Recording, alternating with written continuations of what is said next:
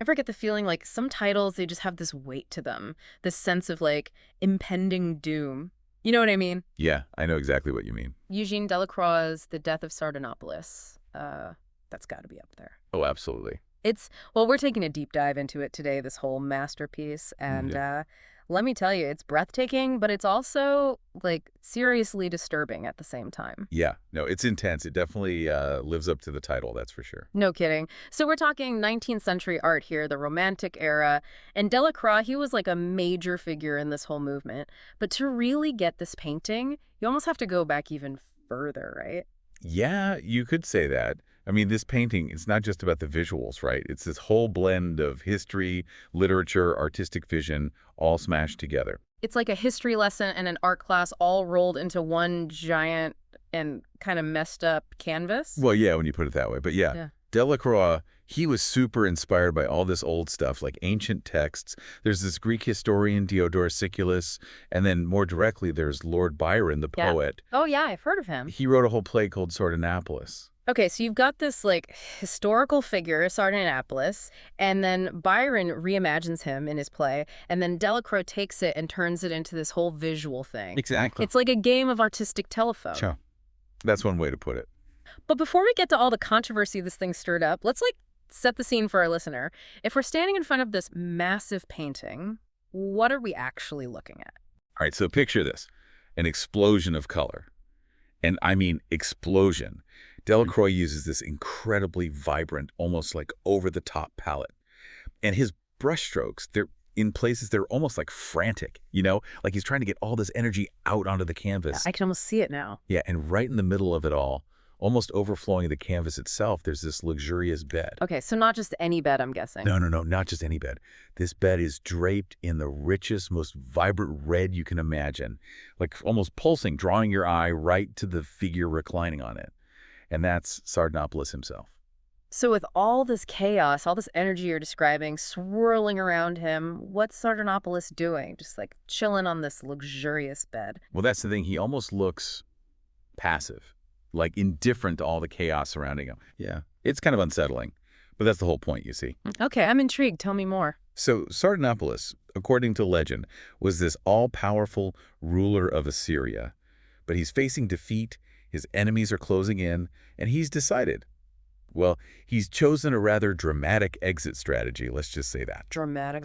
We're talking like a self-inflicted blaze of glory, taking everything with him, his treasures, his concubines, even his favorite horse. Whoa, so not exactly going down without a fight, more like choosing how he goes down in flames? Exactly. And Delacroix, he does not shy away from the brutality of it all, not one bit. Yeah, no kidding. Even just hearing you describe it, it's intense. I mean, there's a woman lying dead at his feet. Others are, well, let's just say they're not exactly dressed for the occasion.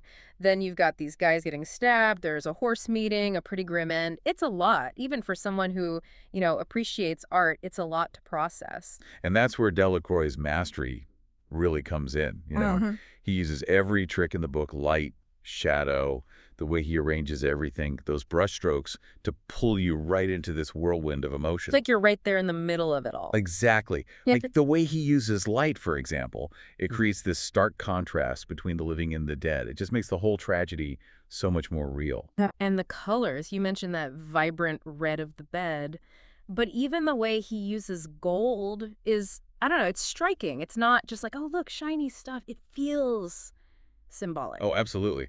Delacroix, he knew his color theory. He wasn't just throwing paint around.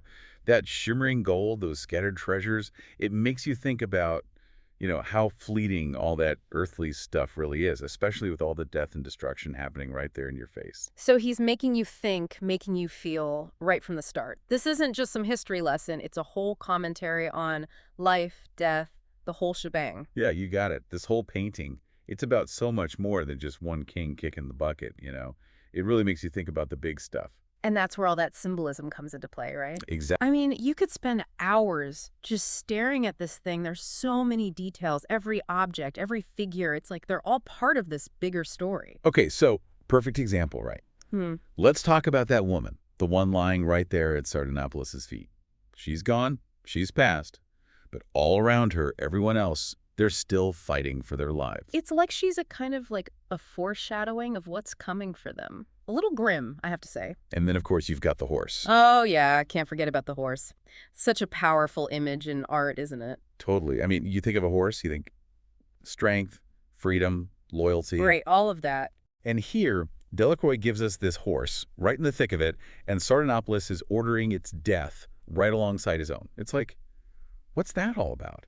It's almost like he's trying to, I don't know, erase himself, his reign, like every last trace of it. So how is this whole, like, grand self-inflicted destruction, how is it supposed to make us see Sardanapalus? Is this a heroic last stand? That's the thing. It's complicated. Yeah. You've got to remember Delacroix is working with all these sources, ancient history, romantic ideas. Right. Filtering it all through his own lens. Exactly.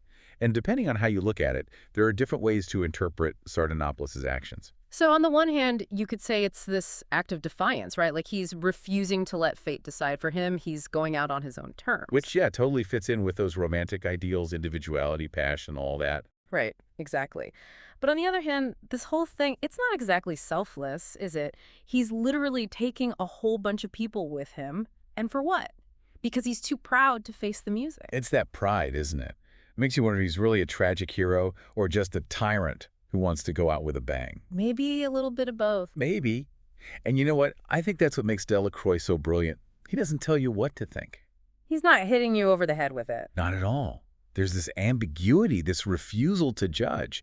And that's part of what makes this painting, The Death of Sardanapalus, so captivating. Yeah, it keeps you guessing. And speaking of captivating, this painting, it captivated a lot of people for all the wrong reasons back in the day. I mean, 1828, when this thing debuted, it caused quite the scandal, didn't it? Oh, you better believe it. Remember, it's the Romantic era, right? Artists are pushing boundaries, challenging norms, the whole shebang. But this was a little too much, even for them. For them. The Death of Sardanapalus, it was just too much for a lot of people. Too graphic, too erotic, too everything. Too spicy for the Parisian art scene. Way too spicy. Especially compared to what they're used to, you know, neoclassicism, all that restrained, idealized stuff. Yeah, very different vibe. Night and day. Some critics, they were not holding back. One guy, he called it the fanaticism of ugliness. Ouch. That's got a sting. Right. But it's funny, isn't it, how tastes change. What was once shocking is now hanging in a museum. Exactly. What was once scandalous is now a masterpiece hanging in the Louvre. Go figure. But, you know, it makes you think art, it doesn't exist in a vacuum. Right at all. It's a reflection of the time, the culture, all of it. And sometimes it takes a while for the rest of the world to catch up. And, you know, with the Death of Sardanapalus, there's another layer to this whole controversy. It's not just about the art itself, but about how it portrays, well, how it portrays the Orient. Okay, and by Orient we mean? We're talking the Middle East, Asia, that part of the world, but not in like an accurate geographic sense. Yeah, that's right. It's more like, imagine this made-up place, a product of like pure Western imagination, full of exoticism, sensuality, and of course violence. So basically a way for Europeans to project all their fantasies and their fears onto other cultures. Exactly. It's this whole thing, Orientalism, they call it. Yeah. And it was a huge part of how Europeans saw or maybe missaw these cultures in the 19th century. So you're saying Delacroix, he might have been, maybe unintentionally, playing into those stereotypes? It's a debate, a big one, among art historians even now. And it reminds us that art doesn't exist in a bubble. No, definitely not. If you really want to get it to understand its impact, you have to understand the culture, the time period, all of it. It's all connected. It's all part of the bigger picture. Speaking of which, this painting, it didn't just make waves in the art world. It seems like it also caught the eye of some pretty big names in music too, right? It did. This painting, it really got under people's skin, and I mean that in a good way, like Franz Liszt, the composer. He was totally captivated by Delacroix's vision, and by Byron's play too, of course. So captivated that he decided to write an entire opera based on Sardanapalus. No way! An opera? Yep. And we're not just talking about any opera. We're talking about a full-blown dramatic spectacle. Figures. Big dramatic stories, big dramatic art forms. It makes sense. And Liszt, he was going all out. He wanted to create this finale. So dramatic, so intense that it would, and I'm quoting him here, he wanted it to set the entire audience alight. Wow, talk about aiming high. So, did he ever finish this operatic inferno? Sadly. No. No, he only got through the first act before he abandoned the project. Ah, that's too bad. But I mean, still, to even attempt something that ambitious. It just shows you the power of Delacroix's work, right? Even unfinished, it's a testament to this painting and how it can inspire art in other forms. It's pretty amazing when you think about it. It really is. Just goes to show you never know what's going to spark that creative fire, do you? Yeah. It's like this painting, it's like it kickstarted a whole chain reaction of creativity. That's the thing about the Death of Sardanapalus, right? It's like this painting that just refuses to be ignored. Even now, over 100 years later, it still gets people talking, debating, arguing. Yeah. Makes you think about those big questions, Yeah. like power, desire, what we do when we're faced with our own mortality, all that heavy stuff. It really does make you think. And it's not just the ideas, right? It's how he does it. I mean, you've got this explosion of color, this chaos, and then underneath it, all these layers of meaning, these historical references.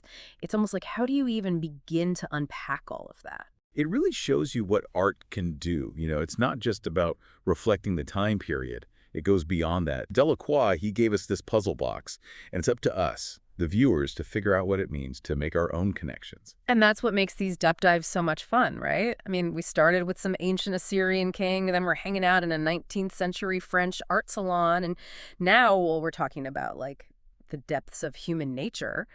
It's kind of a wild ride when you think about it. And to think, we've only just scratched the surface. Exactly. There's always more to discover, more to talk about, more to debate. So, to our listener out there, we'll leave you with this. As you're looking at the death of Sardanapalus, what do you see? What jumps out at you? Is Sardanapalus a tragic figure, a tyrant who got what he deserved? Or, like we were saying earlier, maybe a bit of both? What's your take on this whole fiery spectacle?